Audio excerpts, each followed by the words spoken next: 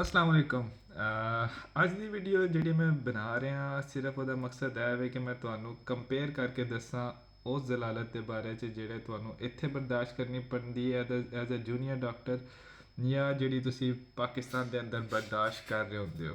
ਤੇ ਇਹਦਾ ਮਕਸਦ ਇਹ ਵੇ ਕਿ ਜਿਹੜੇ ਲੋਕ ਅਕਸਰ ਸੋਚਦੇ ਨੇ ਨਾ ਕਿ ਕੰਪੈਰੀਜ਼ਨ ਕੀ ਹੈ ਵੇ ਪਾਕਿਸਤਾਨ ਦਾ ਤੇ ਯੂਕੇ ਦਾ, ਮੈਂ ਤੁਹਾਨੂੰ ਸਿਰਫ ਔਰ ਸਿਰਫ ਜ਼ਲਾਲਤ ਕੰਪੇਅਰ ਕਰਕੇ ਦੱਸਾਂਗਾ।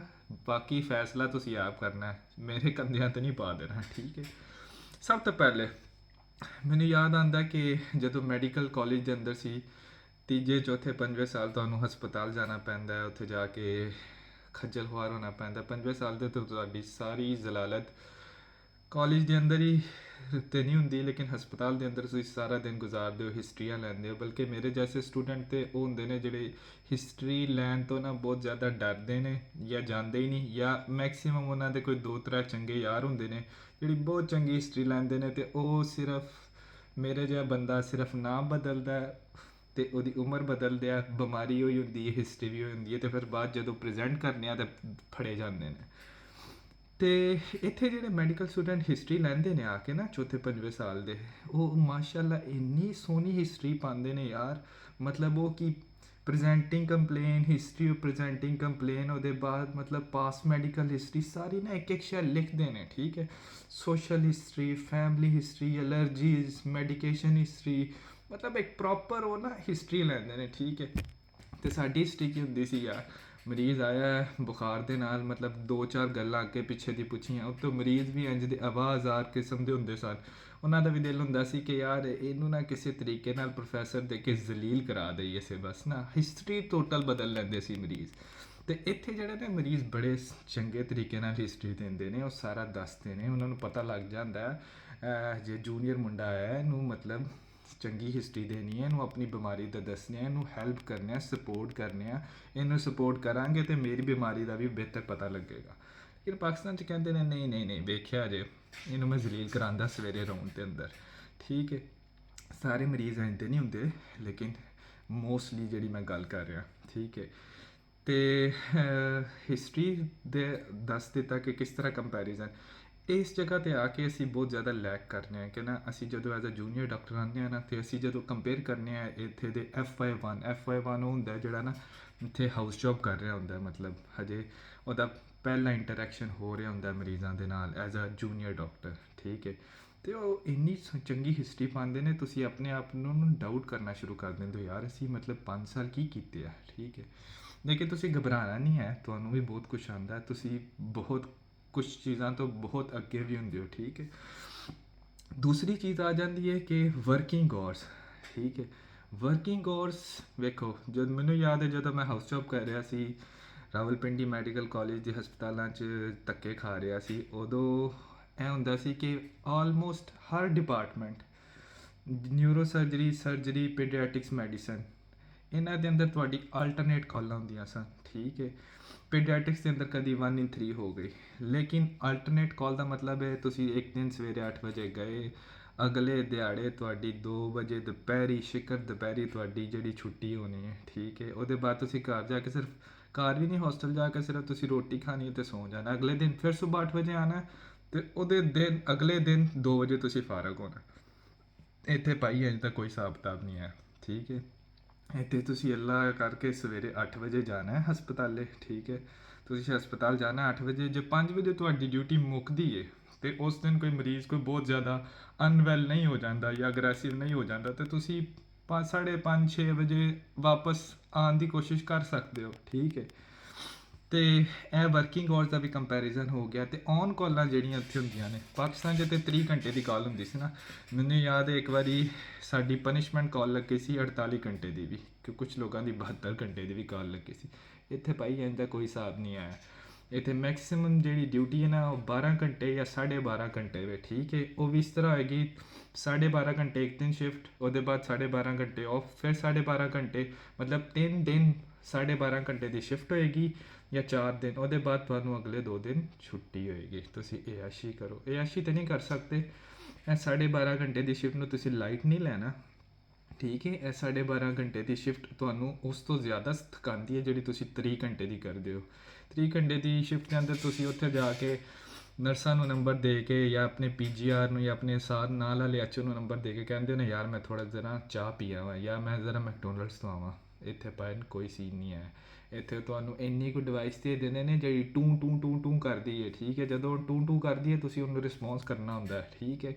ਅਤੇ ਜੇ ਤੁਸੀਂ ਰਿਸਪੌਂਸ ਨਹੀਂ ਕਰੋਗੇ ਤਾਂ ਤੁਹਾਡੀ ਕੰਪਲੇਨ ਵੀ ਟੁੱਟ ਜਾਏਗੀ। ਕੰਪਲੇਨ ਤੋਂ ਕਿ ਅਲੱਗ ਗੱਲ ਹੈ, ਤੁਹਾਡਾ ਮਰੀਜ਼ ਵੀ ਹੋ ਸਕਦਾ ਬਹੁਤ ਕੋਈ ਅਨਵੈਲ ਹੋਏ ਜਿਹੜਾ ਤੁਹਾਨੂੰ ਤੁਹਾਡਾ ਵੇਖਣਾ ਬਹੁਤ ਜ਼ਰੂਰੀ ਹੁੰਦਾ, ਠੀਕ ਹੈ। ਅਤੇ ਇਹ ਹੋ ਗਿਆ ਵਰਕਿੰਗ ਆਵਰਸ ਦਾ ਕੰਪੈਰੀਜ਼ਨ। ਇੱਥੇ ਔਨ ਕਾਲ ਦੇ ਅੰਦਰ ਤੁਸੀਂ ਸੋ ਨਹੀਂ ਸਕਦੇ। ਇਸ ਗੱਲ 'ਤੇ ਸਿਰਫ ਤੁਸੀਂ ਡਿਸੀਜਨ ਨਹੀਂ ਲੈ ਲੈਣਾ 12.5 ਘੰਟੇ ਦੀ ਸ਼ਿਫਟ ਹੈ ਉਹਦੇ ਬਾਅਦ ਛੁੱਟੀ ਹੈ, ਨਾ ਨਾ ਨਾ ਨਾ। 12.5 ਘੰਟੇ ਦਾ ਮਤਲਬ ਹੈ ਤੁਸੀਂ ਮਤਲਬ ਟੱਗੇ ਬਣ ਕੇ ਕੰਮ ਕਰਨਾ, ਠੀਕ ਹੈ। ਜਿਸ ਤਰ੍ਹਾਂ ਤੁਸੀਂ ਉੱਥੇ ਹਾਊਸ ਜੌਬ 'ਚ ਕਰ ਰਹੇ ਹੁੰਦੇ ਹੋ, ਠੀਕ ਹੈ। ਉਸ ਤੋਂ ਬਾਅਦ ਆਉਂਦਾ ਹੈ ਕਿ ਅਗਲਾ ਪੁਆਇੰਟ ਆ ਜਾਂਦਾ। ਮੈਂ ਵੀ ਨਾ ਪੁਆਇੰਟ ਲਿਖੇ ਨੇ ਨਵਾਜ਼ ਸ਼ਰੀਫ ਦੀ ਤਰ੍ਹਾਂ ਕਿਉਂਕਿ ਸਾਡਾ ਹਾਨ ਇੱਕ ਇਕੱਲਾ ਬੰਦਾ ਜਿਹੜਾ ਬਗੈਰ ਕਿਸੇ ਲਿਖੇ ਹੋਏ ਜਿਹੜਾ ਨਾ ਕੋਈ ਗੱਲ ਕਰ ਸਕਦਾ। ਅਸੀਂ ਬਾਕੀ ਸਾਰੇ ਮਤਲਬ ਪਟਵਾਰੀ ਟਾਈਪ ਹੀ ਆ। ਮੈਂ ਪਟਵਾਰੀ ਵੋਟ ਨਹੀਂ ਕਰਦਾ, ਠੀਕ ਹੈ, ਲੇਕਿਨ ਗੱਲਾਂ ਸਾਨੂੰ ਆਪਣੇ ਹਾਨ ਦੀ ਤਰ੍ਹਾਂ ਯਾਦ ਨਹੀਂ ਰਹਿੰਦੀਆਂ, ਠੀਕ ਹੈ। ਅਗਲੀ ਗੱਲ ਆ ਜਾਂਦੀ ਹੈ ਬਹੁਤ ਇੰਪੋਰਟੈਂਟ ਗੱਲ, ਜਿਹਦੇ ਤੇ ਉੱਤੇ ਨਾ ਲੋਕ ਡਿਸੀਜਨ ਲੈਂਦੇ ਨੇ ਕਿ ਅਸੀਂ ਪਾਕਿਸਤਾਨ 'ਚ ਜ਼ਲੀਲ ਹੋਣਾ ਜਾਂ ਬਾਹਰ ਜਾਣਾ, ਠੀਕ ਹੈ। ਅਗਲਾ ਪੁਆਇੰਟ ਹੈ ਰੋਜ਼ੀ ਰੋਟੀ ਕਿੰਨੀ ਲੱਭਦੀ ਹੈ ਭਾਵੇਂ ਰੋਟੀ ਰੁਪਈਆ ਕਿੰਨਾ ਲੱਭਦਾ, ਠੀਕ ਹੈ। ਹਾਊਸ ਜੌਬ ਦੇ ਅੰਦਰ ਨਾ ਜਦੋਂ ਮੈਂ ਸਟਾਰਟ ਕੀਤੀ ਸੀ ਉਦੋਂ ਮੁਬਲਗ 24,000 ਰੁਪਈਆ ਅਤੇ ਉੱਤੇ ਕੁਝ ਰੁਪਈਏ ਤੁਹਾਡੇ ਅਕਾਊਂਟ 'ਚ ਆਉਂਦੇ ਹੁੰਦੇ ਸਨ, ਠੀਕ ਹੈ। ਦੂਜੇ ਮਹੀਨੇ ਬਾਅਦ ਫਿਰ ਸਾਡੀ ਤਨਖਾਹ ਕੋਈ 32,000 ਤੱਕ ਪਹੁੰਚ ਗਈ ਸੀ, ਠੀਕ ਹੈ। ਅਤੇ ਮੈਨੂੰ ਯਾਦ ਹੈ ਉਦੋਂ ਅਸੀਂ ਨਾ ਆਪਣੀ ਤਨਖਾਹ ਦਾ ਹਿਸਾਬ ਇੰਝ ਲਾਈਦਾ ਸੀ ਕਿ ਇੱਕ ਜਿਹੜਾ ਨਾ ਹਾਰਡੀਜ਼ ਦਾ ਬਰਗਰ ਮਤਲਬ ਤੁਸੀਂ ਆਪਣੀ ਦਿਨ ਦੀ ਮਜ਼ਦੂਰੀ 'ਤੇ ਖਾ ਸਕਦੇ ਹੋ ਮੈਕਸੀਮਮ, ਠੀਕ ਹੈ। ਮਤਲਬ ਤੁਹਾਡੀ ਕੋਈ ਉਜਰਤ ਇੰਨੀ ਹੁੰਦੀ ਹੈ ਕਿ ਤੁਸੀਂ ਜੇ ਰੋਜ਼ ਦਾ ਇੱਕ ਹਾਰਡੀਜ਼ ਦਾ ਬਰਗਰ ਖਾਓ ਨਾ ਤਾਂ ਤੁਹਾਡੀ ਤਨਖਾਹ ਮੁੱਕ ਜਾਂਦੀ ਹੈ ਭਾਵੇਂ ਹੁਣ ਤਾਂ ਪਤਾ ਨਹੀਂ ਹਾਰਡੀਜ਼ ਦਾ ਬਰਗਰ ਵੀ ਕਿੱਥੇ ਤੱਕ ਪਹੁੰਚ ਗਿਆ। ਲੇਕਿਨ ਇੱਥੇ ਪੇ ਕੰਪੈਰੀਜ਼ਨ ਪਾਕਿਸਤਾਨ ਦੇ ਹਿਸਾਬ ਨਾਲ ਤੁਸੀਂ ਕਰੋਗੇ ਤਾਂ ਬਿਹਤਰ ਹੈ, ਲੇਕਿਨ ਜੇ ਤੁਸੀਂ ਇੱਥੇ ਦੇ ਖਰਚਿਆਂ ਦੇ ਹਿਸਾਬ ਨਾਲ ਵੇਖੋਗੇ ਤਾਂ ਫਿਰ ਇੱਥੇ ਹਰ ਬੰਦਾ ਹੀ ਰੋ ਰਿਹਾ, ਠੀਕ ਹੈ। ਕਿਉਂਕਿ ਇਨਫਲੇਸ਼ਨ ਬਹੁਤ ਜ਼ਿਆਦਾ ਵੱਧ ਗਈ ਹੈ ਅਤੇ ਉਸ ਹਿਸਾਬ ਦੇ ਨਾਲ ਜਿਹੜਾ ਨਾ ਤੁਸੀਂ ਆਪਣਾ ਲਾਈਫ ਸਟਾਈਲ ਤੁਹਾਨੂੰ ਚੇਂਜ ਕਰਨਾ ਪੈਂਦਾ, ਠੀਕ ਹੈ। ਲੇਕਿਨ it's far better than what you are taking back home in Pakistan, ਠੀਕ ਹੈ। ਉਹ ਸੌਰੀ ਅੰਗਰੇਜ਼ੀ ਮੈਨੂੰ ਨਹੀਂ ਆਉਂਦੀ ਹੈ, ਮੈਂ ਤਾਂ ਉਂਝ ਹੀ ਮਤਲਬ 7-8 ਵਾਰੀ ਆਈਟਸ ਕੀਤੇ ਆ ਔਰ 20-22 ਵਾਰੀ ਆਈਟਸ ਕੀਤੇ ਆ ਅਤੇ ਇਹਨੂੰ ਇਗਨੋਰ ਕਰਿਆ ਜੇ। ਅੱਛਾ ਜੀ, ਅਗਲਾ ਪੁਆਇੰਟ ਮੈਂ ਚੋਰੀ ਵੇਖ ਲਿਆ ਠੀਕ ਹੈ। ਅਗਲੀ ਗੱਲ ਬਹੁਤ ਇੰਪੋਰਟੈਂਟ ਗੱਲ, ਉਹ ਗੱਲ ਹੈ ਵੇ ਕਿ ਭਾਵੇਂ ਜਦੋਂ ਤੁਸੀਂ ਪਾਕਿਸਤਾਨ ਦੇ ਅੰਦਰ ਹਾਊਸ ਜੌਬ ਦੇ ਅੰਦਰ ਮੈਨੂੰ ਆਪਣਾ ਯਾਦ ਹੈ ਕਿ ਜੇ ਤੁਸੀਂ ਕਦੀ ਬਿਮਾਰ ਹੋ ਜਾਓ ਅਤੇ ਤੁਹਾਨੂੰ ਦੱਸਣਾ ਪੈ ਜਾਏ ਆਪਣੇ ਜਿਹੜਾ ਰਜਿਸਟਰਾਰ ਹੁੰਦਾ ਰਜਿਸਟਰਾਰ ਜਾਂ ਜਿਹੜਾ ਰੋਟਾ ਮੈਨੇਜ ਕਰ ਰਿਹਾ ਹੁੰਦਾ ਪੀਜੀ, ਜੇ ਤੁਸੀਂ ਦੱਸ ਦਿਓ ਯਾਰ ਮੈਂ ਬਿਮਾਰ ਹਾਂ ਅਤੇ ਉਹ ਇਹ ਨਹੀਂ ਪੁੱਛਣਾ ਯਾਰ ਕੀ ਹੋਇਆ ਮਤਲਬ ਕਿੰਨੇ ਦਿਨ ਦੀ ਛੁੱਟੀ, ਉਹਨੇ ਕਹਿਣਾ ਯਾਰ ਰਿਪਲੇਸਮੈਂਟ ਦੇ। ਮੈਨੂੰ ਹਜੇ ਤੱਕ ਯਾਦ ਹੈ ਹਾਊਸ ਜੌਬ ਦੇ ਅੰਦਰ ਮੈਨੂੰ ਕੋਈ ਨਾ ਇੱਕ fever of unknown origin type ਹੋਇਆ, ਮਤਲਬ ਕਾਫੀ ਜ਼ਿਆਦਾ ਸ਼ਦੀਦ, ਨਾ ਡੇਂਗੀ ਸੀ ਨਾ ਟਾਈਫਾਈਡ ਸੀ। ਅਤੇ ਮੈਂ ਆਪਣੇ ਰਜਿਸਟਰਾਰ ਨੂੰ ਕਿਹਾ ਯਾਰ ਮਤਲਬ ਮੈਨੂੰ ਫੀਵਰ ਹੈ, ਮੈਂ ਕੰਮ ਨਹੀਂ ਕਰ ਸਕਦਾ। ਮੈਂ ਕੰਮ ਕਰ ਰਿਹਾ ਸੀ ਅਤੇ ਮੇਰੀ 5 ਵਜੇ ਦੀ ਸ਼ਿਫਟ ਜਿਹੜੀ ਅਗਲੇ ਦਿਨ 2 ਵਜੇ ਖਤਮ ਹੋਣੀ ਸੀ, 5 ਵਜੇ ਦੇ ਕੋਲ ਕੰਸਲਟੈਂਟ ਆਇਆ, ਉਹਨੇ ਕਿਹਾ ਕਿ ਯਾਰ you are not looking well, ਉਹਨੇ ਉਰਦੂ 'ਚ ਕਿਹਾ ਸੀ ਸੌਰੀ, ਅਤੇ ਉਹਨੇ ਕਿਹਾ ਜਾ ਕੇ ਆਰਾਮ ਨਾਲ ਰੈਸਟ ਕਰ, ਠੀਕ ਹੈ। ਰਜਿਸਟਰਾਰ ਨੂੰ ਦੱਸ ਦੇ, ਲੇਕਿਨ ਰਜਿਸਟਰਾਰ ਨੇ ਕਿਹਾ ਕਿ ਪੀਜੀ ਨੇ ਕਿਹਾ ਕਿ ਯਾਰ ਤੂੰ ਰਿਪਲੇਸਮੈਂਟ ਦੇ, ਤੂੰ ਬਿਮਾਰ ਹੈ ਮਤਲਬ ਰਿਪਲੇਸਮੈਂਟ ਦੇ। ਮੈਂ ਕਿਹਾ ਮੈਂ ਰਿਪਲੇਸਮੈਂਟ ਕਿਸ ਤਰ੍ਹਾਂ ਦੇ ਸਕਦਾ, ਇੱਕ ਬਿਮਾਰ ਬੰਦਾ ਕਿਸੇ ਤਰ੍ਹਾਂ ਤੁਹਾਨੂੰ ਰਿਪਲੇਸਮੈਂਟ ਦੇ ਸਕਦਾ। ਮੈਨੂੰ ਨਹੀਂ ਪਤਾ ਉਹਦੇ ਸਰਕਮਸਟੈਂਸਿਸ ਕੀ ਸਨ, ਲੇਕਿਨ ਤੁਹਾਡੇ ਕੋਲੋਂ ਰਿਪਲੇਸਮੈਂਟ ਮੰਗੀ ਜਾਂਦੀ ਹੈ ਪਾਇਨ।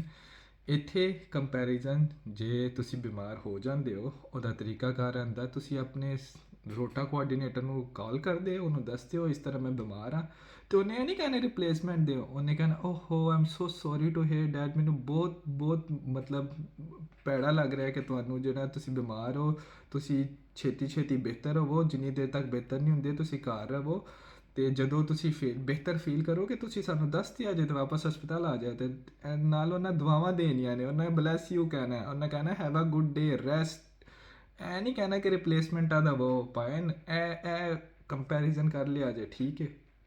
ਮਤਲਬ ਮੇਰੇ ਇਹ ਕੰਪੈਰੀਜ਼ਨ ਸਾਰੇ ਆ ਨਹੀਂ ਕਿ ਤੁਸੀਂ ਸਾਰੇ ਬੋਰੀਆ ਬਿਸਤਰਾ ਬੰਦ ਕਰਕੇ ਇੱਥੇ ਆ ਜਾਇਆ ਜੇ, ਰਾਤੀ ਸੌਣ ਤੋਂ ਪਹਿਲੇ ਇੱਕ ਵਾਰੀ ਚੰਗੇ ਤਰੀਕੇ ਨਾਲ ਸੋਚਿਆ ਜੇ ਫਿਰ ਡਿਸਾਈਡ ਕਰਿਆ ਜੇ। ਤੇ ਹਜੇ ਕੁਝ ਪੁਆਇੰਟ ਮੇਰੇ ਹੋਰ ਰਹੇ ਨੇ ਲੇਕਿਨ ਮੈਂ ਹਜੇ ਡਿਸਕਸ ਨਹੀਂ ਕਰ ਸਕਦਾ ਠੀਕ ਹੈ ਕਿਉਂਕਿ ਅਗਲੀ ਵੀਡੀਓ ਦੇ ਅੰਦਰ ਮੈਂ ਤੁਹਾਨੂੰ ਸਾਰਾ ਦੱਸਾਂਗਾ ਠੀਕ ਹੈ ਰੱਬ ਰੱਖਾ ਅੱਲਾ ਹਾਫਿਜ਼